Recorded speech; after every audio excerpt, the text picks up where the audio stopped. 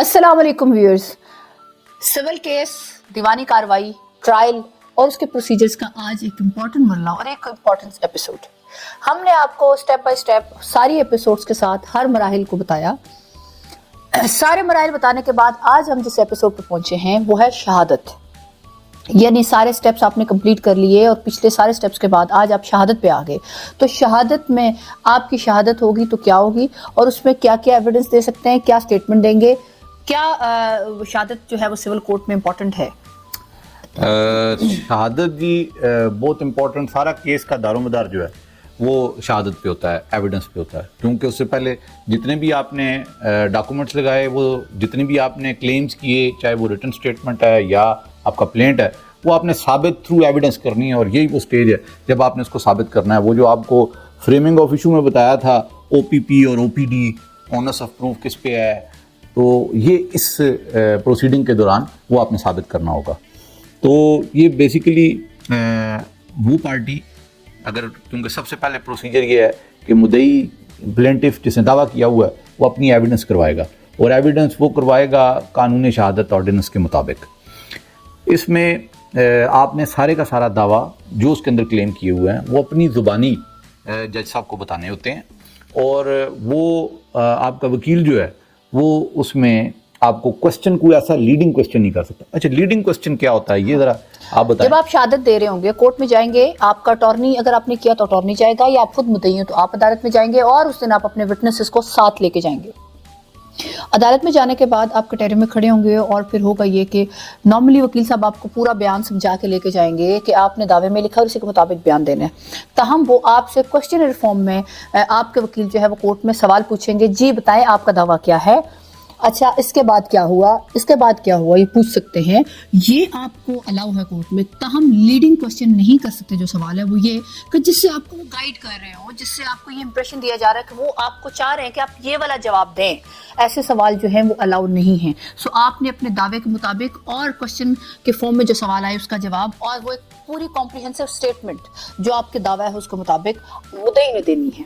और मुद्दई ने जब शहादत दे देनी है तो उसके बाद नेक्स्ट स्टेज क्रॉस एग्जामिनेशन या जिरा की होनी है, जो कि आप गवाह जब जाते हैं कोर्ट में, आप अपना स्टेटमेंट रिकॉर्ड कराते हैं तो आप पे जिरा होती है जो कि दूसरा वकील करता है आप पे, जिसको क्रॉस एग्जामिनेशन करते हैं। अच्छा, मुझे ये बताएं कि ये जो एविडेंस दी जाती है, इस एविडेंस के अंदर जो दावे में चीज़ें दी गई होती हैं, क्या वो सारी बयान करनी है, थोड़ी बयान करनी है, डिटेल में बतानी है, किस तरह करना चाहिए, बयान कैसे देना चाहिए? देखिए, बयान में सबसे इंपॉर्टेंट फैक्ट ये है कि आपने जो दावा किया हुआ है उसको आपने एक उसके अंदर कॉम्प्रिहेंसिव उसमें बंद करके वो सारा बयान आपने अपने स्टेटमेंट में दे देना है।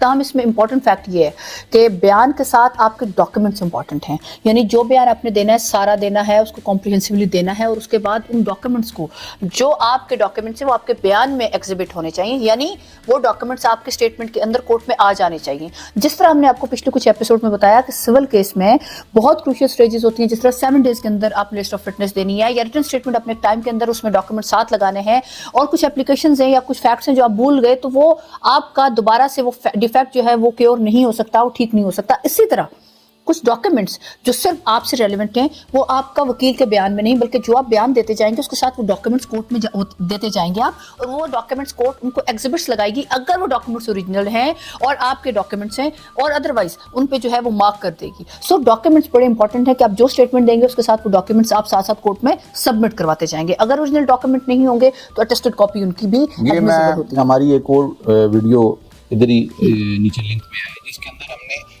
डिटेल में बताया कि पब्लिक डॉक्यूमेंट कौन से हैं, प्राइवेट डॉक्यूमेंट कौन से हैं, कौन से डॉक्यूमेंट्स को एग्जिबिट लगेगा, कौन से मार्क लगेगा, मार्क वाला डॉक्यूमेंट क्या। तो ये सारी डिटेल उस वीडियो के अंदर हमने शेयर की है।